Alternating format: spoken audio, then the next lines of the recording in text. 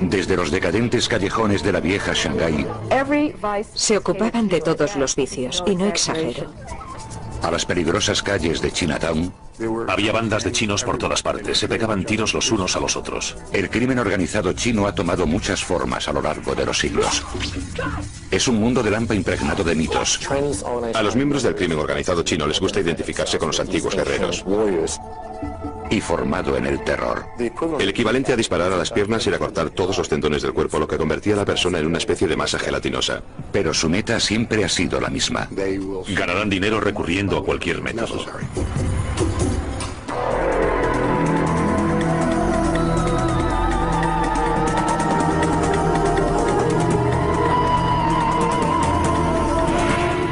El crimen organizado. Episodio cuarto. La mafia china. 17 de diciembre de 1999. 12 hombres de la provincia china de Fujian se abren camino hacia una zona de carga y descarga próxima al puerto de Hong Kong. Los dirigen varios cabezas de serpiente, mercenarios criminales especializados en el contrabando de inmigrantes ilegales. Por un precio exorbitado, los cabezas de serpiente van a colar a los hombres en un barco que se dirige a los Estados Unidos, pero no como pasajeros, sino como carga. Amparándose en la oscuridad, los cabezas de serpiente meten a los hombres en lo que será su hogar durante las próximas 2 semanas. Un contenedor de carga de 3 por 12 metros. No creo que la gente que se mete en esos contenedores sea totalmente consciente de las circunstancias en las que van a viajar. Creo que están tan preocupados por llegar aquí que están dispuestos a correr cualquier tipo de riesgo. Después de unas horas, se termina de cargar y se cierran las puertas. El contenedor va cubierto por un toldo que permite que entre aire durante la travesía. Después podrán cortarlo, lo que permitirá salir a los hombres cuando lleguen a su destino, Seattle, Washington. Su única forma de contacto con el mundo exterior es un móvil, que deberán usar para contactar a su llegada con los cabezas de serpiente de Seattle. Sus únicas comodidades son unas pocas y vitales provisiones. Este contenedor en concreto tenía edredones, agua, alimentos, galletas de arroz y recipientes para eliminar excrementos. Al día siguiente, el contenedor, propiedad de una naviera con base en Tokio llamada NIK Limited, es introducido en la bodega de un barco llamado OOCL Faith. A los agentes de la compañía se les ha dicho que el contenedor lleva un cargamento de unidades de maquinaria textil. Sobre él se apilan 8 contenedores más.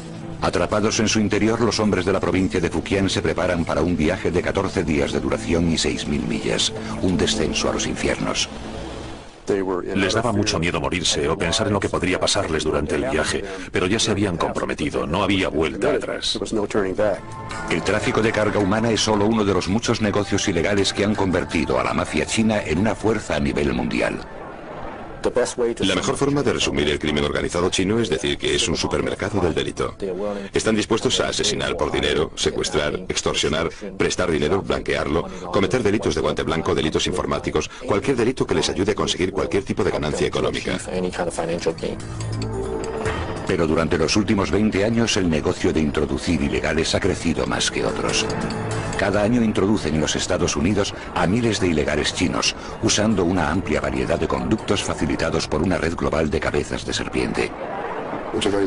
Es una empresa criminal muy amplia, ocurre en todas las fronteras terrestres, puertos y aeropuertos internacionales de los Estados Unidos. La gran mayoría de los que intentan colarse en los Estados Unidos, como los 12 hombres del OOCL Faith, proceden de la provincia costera de Fujian.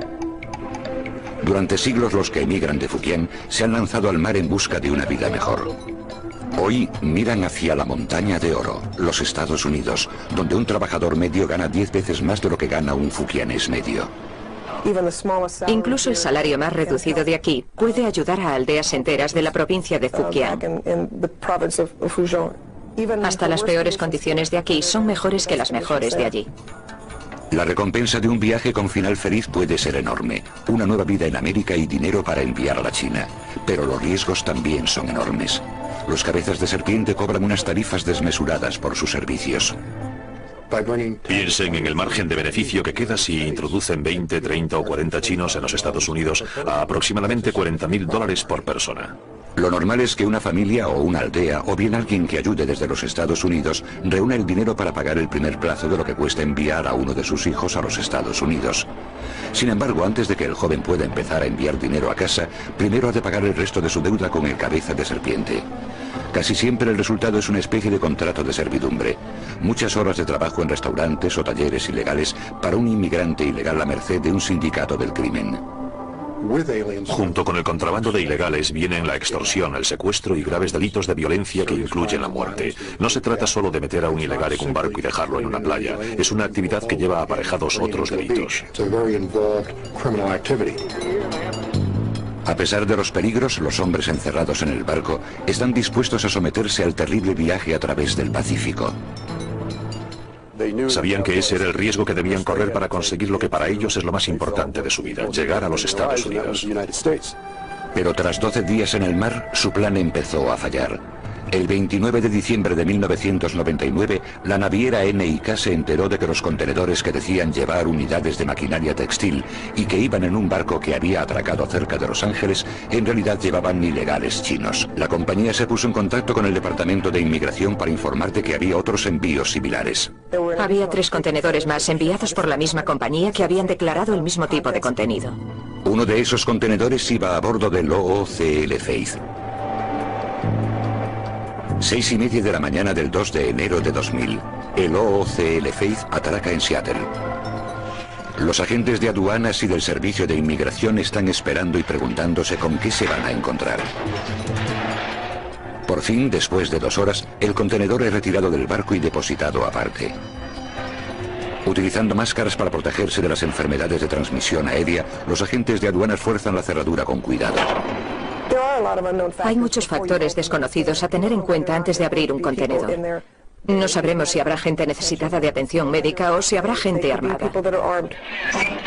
Cuando se abren las puertas, un olor a basura y a excrementos impregna el aire. Los traductores ordenan en mandarín a los hombres que salgan.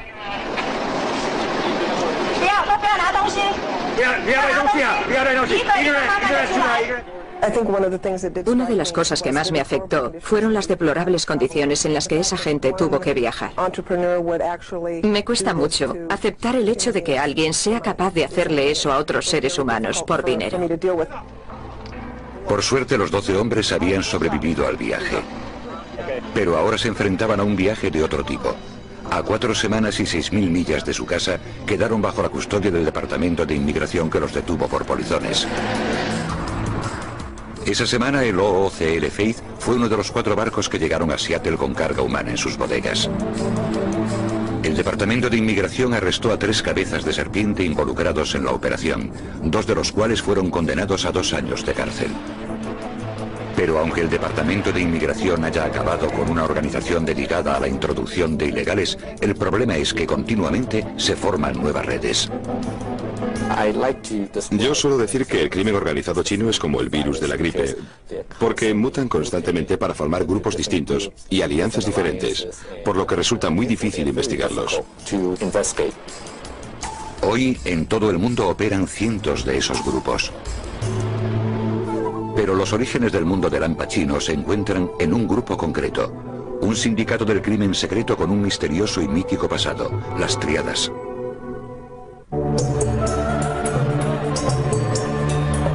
Actualmente el mundo del hampa chino está formado por cientos de diferentes organizaciones criminales. Pero sus raíces se encuentran en un solo grupo, una antigua hermandad llamada la Asociación del Cielo y la Tierra, más conocida como las Tríadas. Los orígenes de la banda más conocida de la China son motivo de debate desde hace mucho tiempo. Según la leyenda conocida por muchos chinos, la historia comienza en 1671, en un monasterio Shaolin de la provincia de Fujian. Allí un grupo de monjes budistas lleva una vida de sencillez y aislamiento. Cuando no meditan, perfeccionan un tipo de arte marcial que llegaría a ser conocido como Kung Fu. Un día los monjes se enteran de que los ejércitos bárbaros se acercan a la capital, Pekín, y amenazan con derrocar el imperio Qing. Supone un cataclismo. Los ejércitos imperiales no son lo bastante fuertes como para resistir, por lo que un emperador desesperado pide ayuda a todo el mundo para rechazar la invasión. Llevados por el deber patriótico, los monjes del templo Shaolin responden a la llamada utilizando el kung fu para rechazar a los bárbaros sin perder ni un solo hombre. Un agradecido emperador ofrece a los nuevos héroes riquezas y títulos nobiliarios, pero los monjes lo rechazan. En cambio, regresan a su aislada vida en Shaolin sin pensar la traición de los asesores del emperador. Los malvados altos cargos que rodeaban al emperador les sugirieron que si habían hecho aquello podrían hacer cualquier cosa, así que sería mejor librarse de ellos. El emperador, que era manchú y no chino, actúa con rapidez temiendo una rebelión interna. Envía un grupo especial a Fujian, armado con veneno y pólvora, y en un banquete de celebración, los invitados emborrachan a los monjes, y después prenden fuego al templo. Las llamas devoran el monasterio, matando a casi todos los monjes Shaolin. Los 5 únicos supervivientes caminan durante días para huir de las tropas del emperador. Por fin se detienen a descansar junto a un arroyo, donde descubren un pebetero que flota en el agua. Lleva unos caracteres chinos que dicen: derrocad a los Qing, restaurad a los Ming. Aquellos monjes, al ver el pebetero, pensaron: el cielo nos ha enviado un mandato. Para los monjes el mandato está muy claro: deponer al emperador que los ha traicionado y restablecer la dinastía Ming para que la China vuelva a ser gobernada por los suyos. De este encargo patriótico surge una nueva hermandad que los 5 monjes se encargan de expandir por toda la China. Durante siglos, las distintas versiones de esta historia han dado forma a la mística de las tríadas. Sin embargo, los historiadores dicen que la leyenda de los monjes Shaolin es solo eso, una leyenda. De hecho, afirman que no hay nada noble en el nacimiento de las tríadas. A los miembros del crimen organizado chino les gusta identificarse con esos antiguos héroes y guerreros para darle un toque especial a sus actividades delictivas. Para mí no es más que puro cuento. Según los eruditos, la auténtica historia de las tríadas comienza en la provincia de Fujian durante el siglo XVIII. Era una época de agitación económica y los jóvenes que vivían al margen de la sociedad se vieron obligados a marcharse en busca de trabajo. Pero en Fujian los caminos eran peligrosos porque estaban llenos de bandidos y ladrones. En el siglo XIX, Fujian es el salvaje oeste de la China. Cualquiera estaba expuesto a que en cualquier momento lo insultasen, abusaran de él, le robasen, se aprovecharan de él, lo estafasen o incluso lo matasen. Como medida de protección, los jóvenes se juntaban para formar sociedades de ayuda mutua. Eran como familias adoptivas, hermandades unidas por sus juramentos de lealtad. Si estabas en el mercado y alguien intentaba engañarte, podías decir: si sigues engañándome, llamaré a mis hermanos y cuando acabe el mercado te machacarán en la cabeza. Pronto, las sociedades fundadas para defenderse comenzaron a delinquir también. Los hombres que entraban en esas sociedades, que las necesitaban, no eran angelitos, ocupaban el escalón más bajo de la sociedad. Se dice que aquí, en este templo, un grupo de monjes itinerantes formó una hermandad secreta en 1761. La llamaron la Asociación del Cielo y la Tierra, nombre inspirado en la imagen tradicional china del orden cósmico: el cielo encima, la tierra debajo y los seres humanos en el medio. Para representar esta relación, la Asociación del Cielo y la Tierra tomó como emblema un triángulo equilátero, símbolo que con el paso del tiempo dio lugar a su nombre occidental, las tríadas. En poco tiempo, distintas ramas de esta nueva hermandad comenzaron a surgir por toda la provincia de Fujian. No tenían un padrino, un papa, una figura central. La sociedad se fundó como una serie de pequeñas unidades o células autónomas que parecían surgir casi al azar. Los nuevos miembros iniciaban con un solemne ritual cuyos elementos se siguen usando actualmente en las tríadas. El ritual solía empezar cuando los iniciados pasaban por debajo de varias espadas alzadas, lo que simbolizaba la entrada a una nueva familia. Después se sacrificaba un animal al que se desangraba y cuya sangre se mezclaba con vino y cenizas de incienso. Los iniciados se pinchaban un dedo añadiendo su propia sangre a la mezcla. Al final, tras jurar que nunca traicionarían los secretos de la hermandad, bebían. Durante décadas la Asociación del Cielo y la Tierra consiguió escapar al control del gobierno. Pero en 1787 el emperador descubrió su existencia. Debido a su mitología mesiánica, la leyenda de los monjes Shaolin, la misteriosa sociedad podía representar un peligro para la dinastía en el poder. Y se lanzaron a una caza de brujas por toda la costa de Fujian, donde en algunos lugares fueron casa por casa en busca de los supuestos miembros de la Sociedad del Cielo y la Tierra. Pero la caza de brujas no salió bien. Cuanto más interés ponía un gobierno en acabar con ellos, más crecían y se expandían. Algunos miembros pasaron a la clandestinidad y se repartieron por toda la China, llevando con ellos los secretos de su criminal hermandad. Casi de repente, la fracasada persecución del gobierno convirtió a la Asociación del Cielo y la Tierra en la sociedad secreta más famosa y célebre de la China. Durante el siglo siguiente, las triadas se extenderían por todo el sudeste asiático y se establecerían en los barrios chinos de Norteamérica. Sus actividades ilícitas abarcaban cualquier campo: tráfico de drogas, prostitución, juego.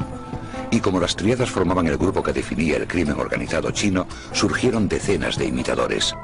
Con el tiempo, uno de ellos controlaría el oro blanco del tráfico de opio de la China y con él la ciudad más decadente del mundo, Shanghái.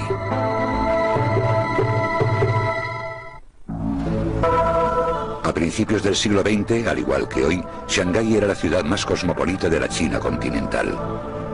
También era la más peligrosa, decadente y corrupta.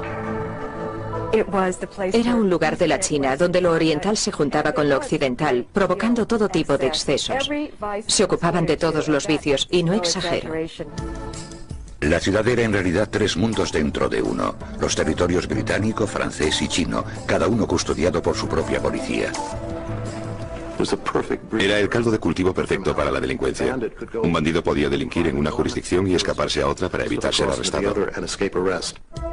Con el paso del tiempo, una única banda dominaría el próspero mundo del hampa de la ciudad.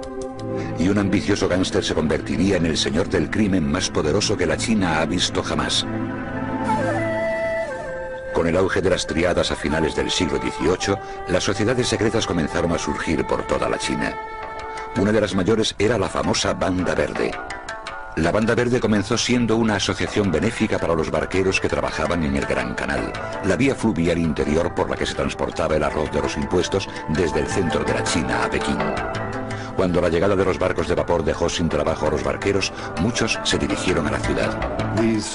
Los componentes de la Banda Verde comenzaron a llegar a Shanghái, donde al principio fueron obreros normales, pero después comenzaron a tomar parte en los negocios ilegales de la ciudad.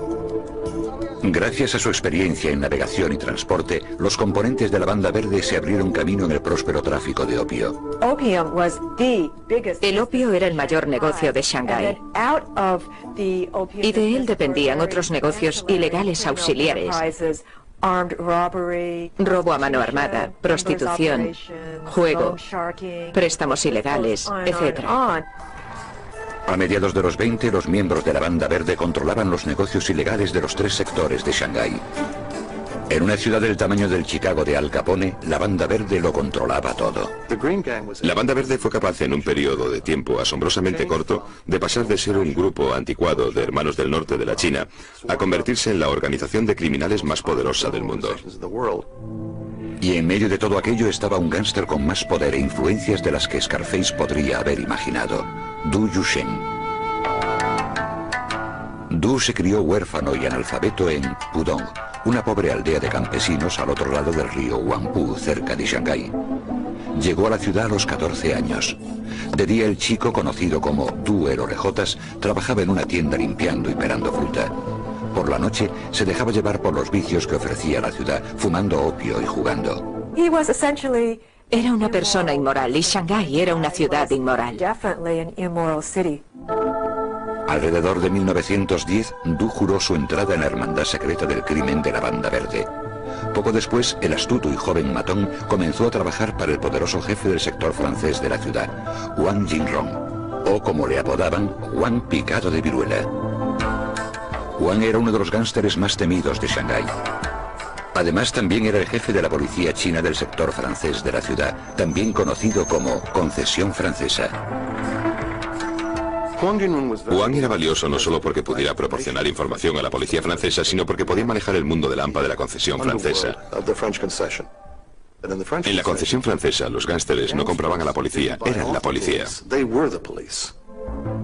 Du Yusheng buscó los favores del jefe del crimen y llegó a convertirse en la mano derecha de Wang.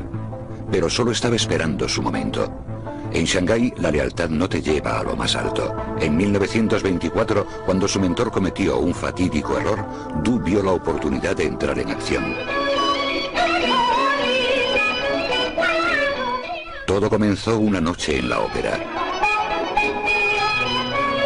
Wang Jinrong, el viejo padrino, era aficionado a la ópera.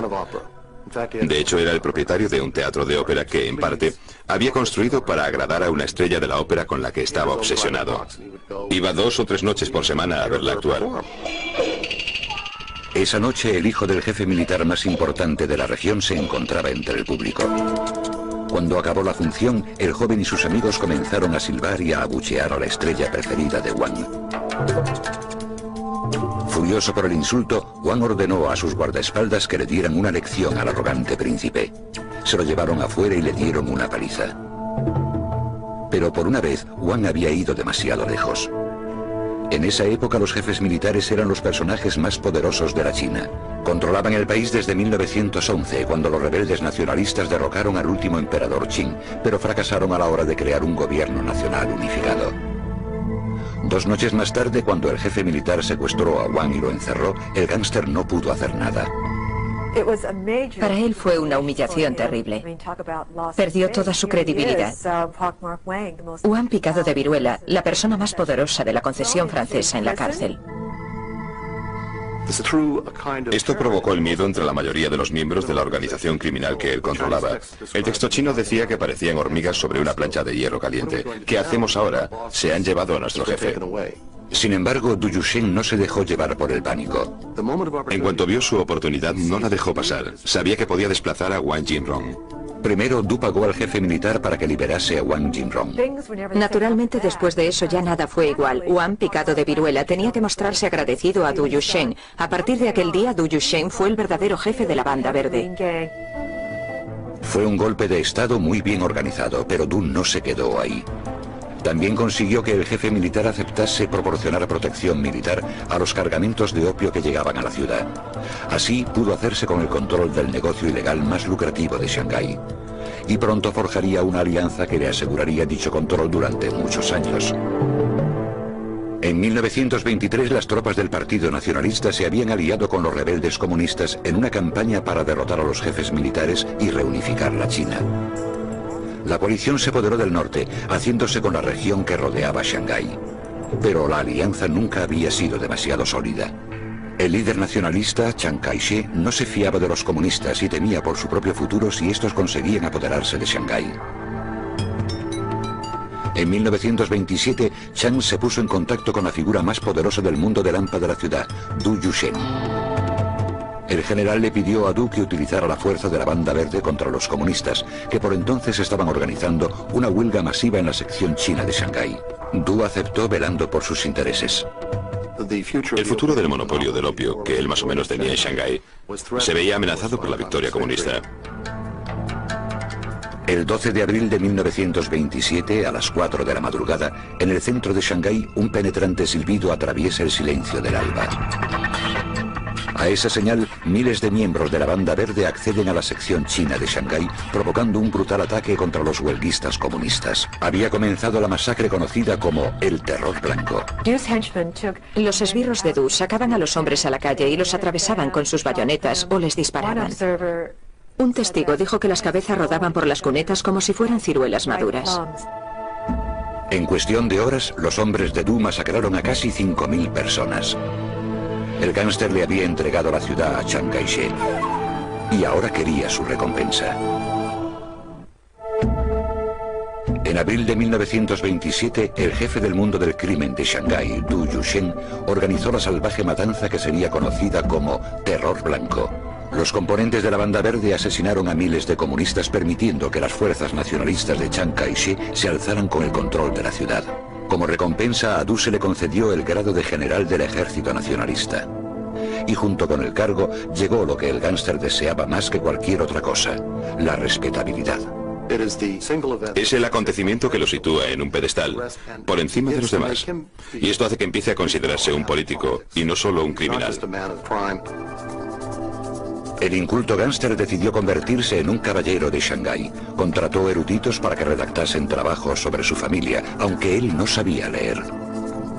Entregó tanto dinero a obras benéficas que en 1931, en el Quién es quién de la China, aparecía como un generoso filántropo. Acabaría siendo directivo de 5 bancos y de una universidad, además de ocupar un alto cargo en la Cámara de Comercio. Y siguió formando parte de la vida social de Shanghái. Este hombre que surgió del escalón más bajo de la sociedad, ahora es el líder social de Shanghái. Cuando entra en un club nocturno, todo el mundo dice, ahí está, es él. Pero detrás de la fachada de respetabilidad, Du conservó su alma de gángster. Se ha dicho que Du era el Horacio Alger chino. Eso es cierto, pero también era el Al Capone chino.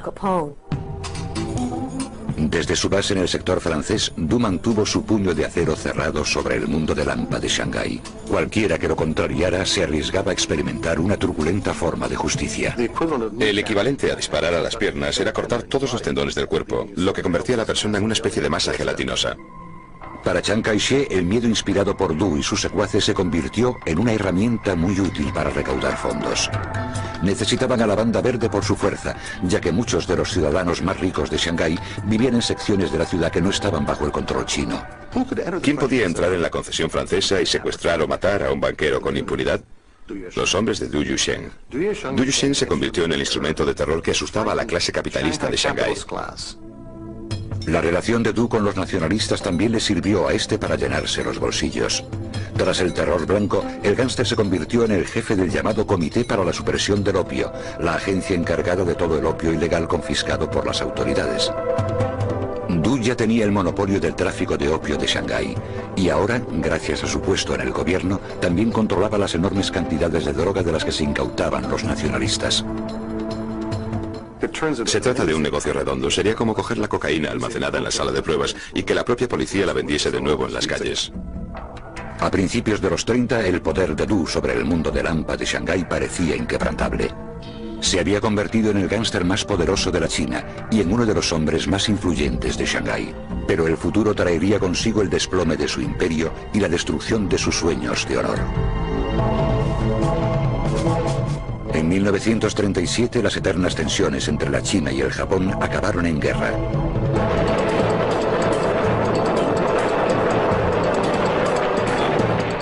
El 14 de agosto, los japoneses atacaron Shanghái.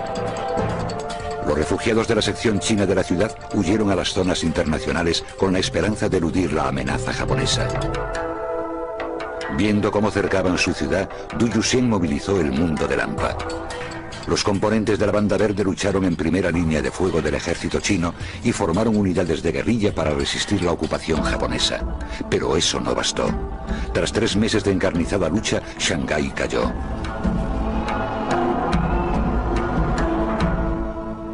Du Yusheng, junto con otros líderes de la ciudad, subió a bordo de un carguero y huyó a Hong Kong. El mundo del hampa chino ya no volvería a ser el mismo. En septiembre de 1945, un mes después del fin de la Segunda Guerra Mundial, Du Yusheng regresó a Shanghái por primera vez en 8 años. Esperaba que la ciudad que él había intentado salvar lo recibiese como un héroe, pero no iba a ser así. Para su sorpresa, las multitudes que lo veían lo abucheaban porque los había abandonado. Los había dejado vivir bajo la ocupación japonesa, se había ido a Hong Kong y no tuvo que sufrir todo lo que ellos habían sufrido. En abril de 1949, cuando los comunistas de Mao Zedong empezaron a hacerse con el control de la China, Du se fue de Shanghái por última vez. Hacía mucho que había perdido su poder, algunos dicen que incluso estaba arruinado, y su salud se resentía tras varias décadas de abusar del opio. Murió en Hong Kong 2 años después, a los 66 años. Aunque entonces nadie lo lloró demasiado, su leyenda sigue viva. Du era la quinta esencia de Shanghái. Personificaba la ciudad. La revolución comunista acabó con el reinado de la Banda Verde en Shanghái, pero no destruyó el mundo del hampa chino. Con cientos de bandas operando en el extranjero, el poder pasó del continente a la diáspora china. Con el paso del tiempo, una oleada de inmigrantes convertiría el barrio chino de Nueva York en un semillero para el crimen organizado chino. Y un joven y violento matón declara la guerra con el fin de controlarlo. Ciudad de Nueva York, 1977. En Mott Street, en pleno centro de Chinatown, se ha desatado la guerra. Había bandas de chinos por todas partes. Se pegaban tiros los unos a los otros. En medio de todo se encuentra Nicky Louis, el joven y ambicioso líder de una banda. Es su barrio. Al igual que John Gotti se sentaba delante del Raven Night Club, pues este controlaba Mott Street. Con 1,73 de altura y 54 kilos de peso, Nick Louis no da la talla de una leyenda de Lampa. Pero su carisma lo convierte en una de las figuras más temidas de Chinatown, uno de los centros del crimen organizado chino en Norteamérica.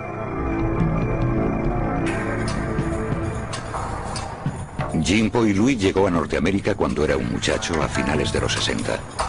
El que pronto sería conocido como Nicky formaba parte de una oleada de inmigrantes que empezó a llegar a lo que hasta entonces había sido un barrio tranquilo. Chinatown era una ciudad dentro de la ciudad de Nueva York. Se podía vivir en ella sin tener que hablar inglés y además se podía vivir muy bien. La población china presente en Norteamérica había permanecido estable desde 1882, cuando el Congreso aprobó la ley de exclusión china que prohibía más inmigración procedente de la China. Pero a principios de 1965, el Congreso invirtió dicha política, permitiendo que cada año entrasen en el país legalmente hasta 20.000 chinos. Casi de repente, Chinatown se vio tomada por los recién llegados de Hong Kong, Taiwán y la China continental. Muchos eran jóvenes, a menudo terriblemente pobres e incapaces de hablar inglés. No conseguían empleo, así que tuvieron que salir a la calle y buscarse la vida. Al poco tiempo empezaron a formar bandas callejeras, versiones americanizadas de las hermandades secretas de la China del 18, con nombres que sonaban a antiguo, como los dragones voladores o las águilas blancas. Era una oportunidad para ellos. Y eso creó una especie de vacío de poder. Si estabas dispuesto a hacer cosas como amenazar a la gente con armas, podías ganarte la vida. Y aparece Nicky Louis. Violento y astuto, enseguida se puso al mando de una banda llamada Los Fantasmas.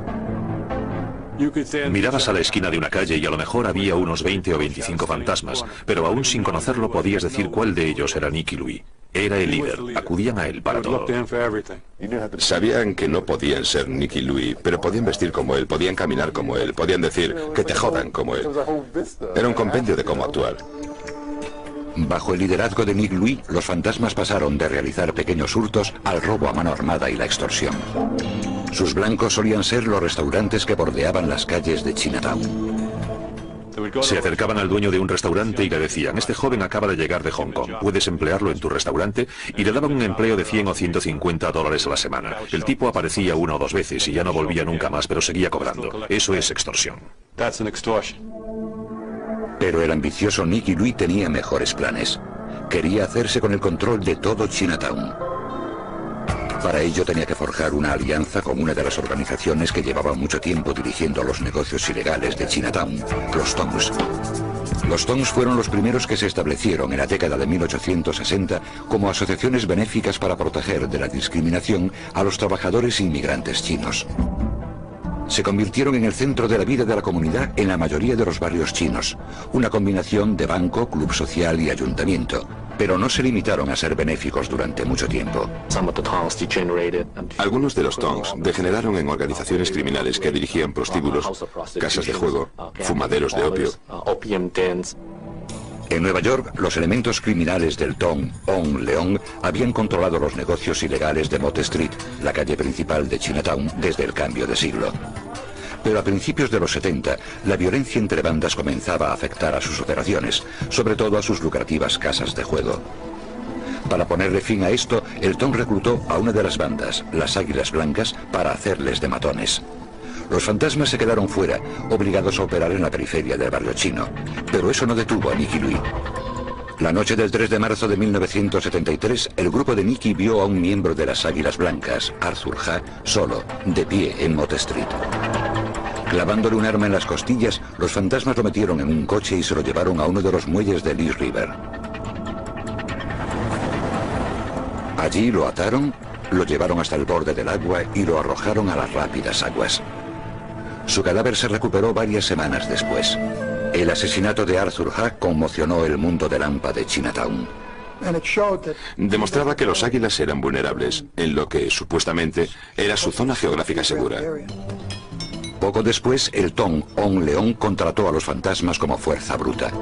El control de Nicky Louis sobre Mott Street ya era completo, pero el éxito lo convirtió en un blanco. Le dispararon tantas veces que se decía que cuando se giraba para esquivar las balas por la noche, se oía el ruido metálico que hacían al chocar.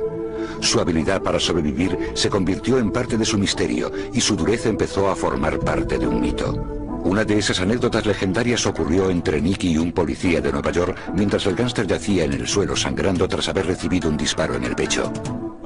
El detective le preguntó directamente, ¿quién te ha disparado? Y Nicky le dijo, ¿quién eres? Él contestó, soy del departamento de policía de Nueva York. Y Nicky le dice, que te jodan. Era un chico muy duro. Pero Nicky Louis no debía cuidarse solo de las bandas rivales.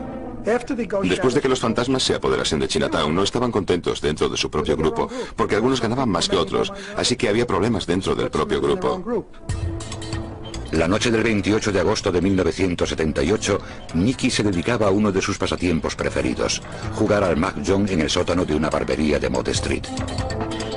No tuvo tiempo para reaccionar cuando un fantasma llamado Robert Shue, alias Patata, sacó una pistola y le pegó un tiro en la cabeza. Milagrosamente la bala no penetró en el cráneo.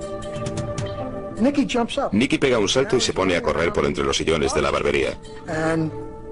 Y esto es lo que él me contó. Oye el clic que hizo la pistola, lo que significa que o está vacía o se ha encasquillado. Pasa corriendo al lado del tipo y huye. Corre hacia Canal Street, hacia Elizabeth Street. Entra en la comisaría y dice, me han disparado. Ella no sabía quién podía querer matarle, ¿no es cierto? 2 días después, Nicky Louis se despertó en el hospital rodeado de policías. Aceptó cooperar con las autoridades y testificar en contra del que iba a ser su asesino. Pero al hacerlo, tuvo que contar su propio historial delictivo, incluidos varios crímenes. Su testimonio se volvería contra él en 1985, cuando los fiscales lo utilizaron para acusar a Nicky Louis y a otros 24 fantasmas de participar en negocios ilegales. Se volvió contra él. Encerró al tipo que le había disparado, pero fueron sus propias palabras las que lo llevaron a declararse culpable a él también. En octubre de 1986, Nicky Louis fue condenado a 15 años de cárcel. Su caída y la desaparición de los fantasmas supuso el fin de una era en el mundo del Al Pacino. Ya no existe una definición clara de quién trabaja para quién y quién controla qué calles y qué negocios. Ahora es una especie de popurrí de asiáticos dispuestos a delinquir en una comunidad china. Desde que se fundó la Asociación del Cielo y la Tierra hace más de 2 siglos, el mundo del Al Pacino ha sobrevivido y prosperado, pero no ha perdido ni un ápice de su misterio. Hoy en los Estados Unidos se compone de una escurridiza serie de alianzas en constante cambio que solo tienen en común el deseo de enriquecerse. Se dedican a todo, desde el contrabando de heroína hasta el contrabando humano, y han comenzado a traspasar las fronteras de sus propias comunidades. Están dispuestos a trabajar con cualquiera, mientras consigan ganar dinero. Por eso se han convertido en una amenaza mucho más significativa a la seguridad de los ciudadanos de este país. No resulta sencillo definir claramente el crimen organizado chino en la actualidad. Es algo muy complejo, muy intrincado, hay muchos espejos y mucho humo. Es una entidad en la que resulta muy difícil penetrar. En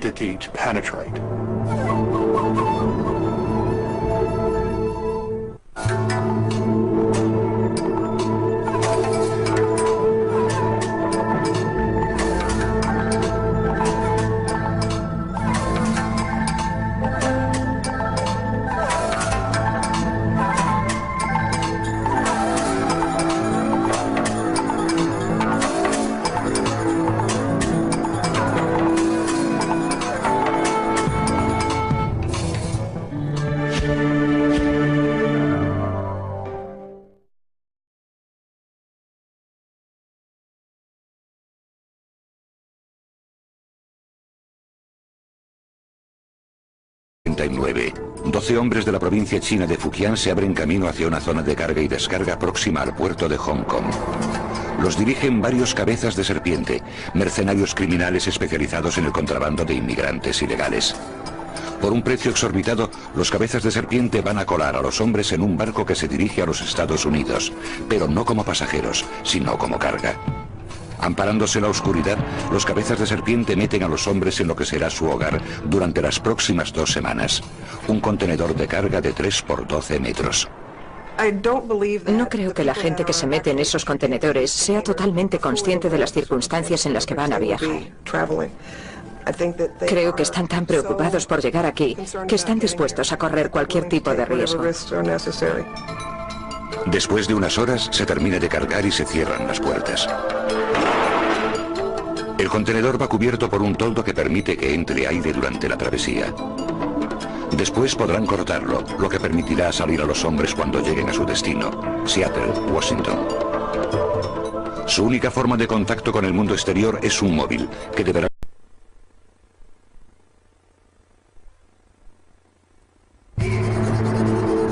Desde los decadentes callejones de la vieja Shanghái, Se ocupaban de todos los vicios, y no exagero. a las peligrosas calles de Chinatown, Había bandas de chinos por todas partes, se pegaban tiros los unos a los otros. el crimen organizado chino ha tomado muchas formas a lo largo de los siglos. Es un mundo de lampa impregnado de mitos. A los miembros del crimen organizado chino les gusta identificarse con los antiguos guerreros. Y formado en el terror. El equivalente a disparar a las piernas era cortar todos los tendones del cuerpo, lo que convertía a la persona en una especie de masa gelatinosa. Pero su meta siempre ha sido la misma. Ganarán dinero recurriendo a cualquier método.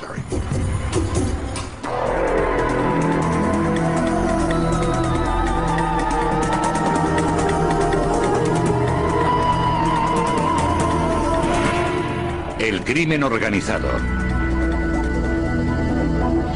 Episodio 4. La mafia china.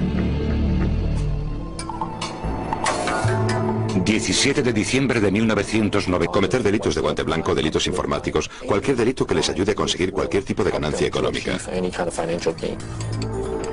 Pero durante los últimos 20 años el negocio de introducir ilegales ha crecido más que otros. Cada año introducen en los Estados Unidos a miles de ilegales chinos, usando una amplia variedad de conductos facilitados por una red global de cabezas de serpiente. Es una empresa criminal muy amplia. Ocurre en todas las fronteras terrestres, puertos y aeropuertos internacionales de los Estados Unidos. La gran mayoría de los que intentan colarse en los Estados Unidos, como los 12 hombres del OOCL-FED, proceden de la provincia costera de Fujian. Durante siglos los que emigran de Fujian se han lanzado al mar en busca de una vida mejor. Hoy miran hacia la montaña de oro, los Estados Unidos, donde un trabajador medio gana 10 veces más de lo que gana un fujianés medio. Incluso el salario más reducido de aquí puede ayudar a aldeas enteras de la provincia de Fujian. Hasta las peores condiciones de aquí son mejores que las mejores de allí. La recompensa de un viaje con final feliz puede ser enorme. Una nueva vida en América y dinero para enviar a la China. Pero los riesgos también son enormes. Los cabezas de serpiente cobran unas tarifas desmesuradas por sus servicios. Piensen en el margen de beneficio que queda si introducen 20, 30 o 40 chinos en los Estados Unidos a aproximadamente $40.000 por persona. Lo normal es que una familia o una aldea, o bien alguien que ayude desde los Estados Unidos, reúna el dinero para pagar el primer plazo de lo que cuesta enviar a uno de sus hijos a los Estados Unidos. Sin embargo, antes de que el joven pueda empezar a enviar dinero a casa, primero ha de pagar el resto de su deuda con el cabeza de serpiente. Casi siempre el resultado es una especie de contrato de servidumbre. Muchas horas de trabajo en restaurantes o talleres ilegales para un inmigrante ilegal a merced de un sindicato del crimen. Junto con el contrabando de ilegales vienen la extorsión, el secuestro y graves delitos de violencia que incluyen la muerte. No se trata solo de meter a un ilegal en un barco y dejarlo en una playa. Es una actividad que lleva aparejados otros delitos. A pesar de los peligros, los hombres encerrados en el barco están dispuestos a someterse al terrible viaje a través del Pacífico. Van a usar para contactar a su llegada con los cabezas de serpiente de Seattle. Sus únicas comodidades son unas pocas y vitales provisiones. Este contenedor en concreto tenía edredones, agua, alimentos, galletas de arroz y recipientes para eliminar excrementos. Al día siguiente, el contenedor, propiedad de una naviera con base en Tokio llamada NIK Limited, es introducido en la bodega de un barco llamado OOCL-FED. A los agentes de la compañía se les ha dicho que el contenedor lleva un cargamento de unidades de maquinaria textil. Sobre él se apilan 8 contenedores más. Atrapados en su interior, los hombres de la provincia de Fujian se preparan para un viaje de 14 días de duración y 6.000 millas, un descenso a los infiernos. Les daba mucho miedo morirse o pensar en lo que podría pasarles durante el viaje, pero ya se habían comprometido, no había vuelta atrás. El tráfico de carga humana es solo uno de los muchos negocios ilegales que han convertido a la mafia china en una fuerza a nivel mundial. La mejor forma de resumir el crimen organizado chino es decir que es un supermercado del delito. Están dispuestos a asesinar por dinero, secuestrar, extorsionar, prestar dinero, blanquearlo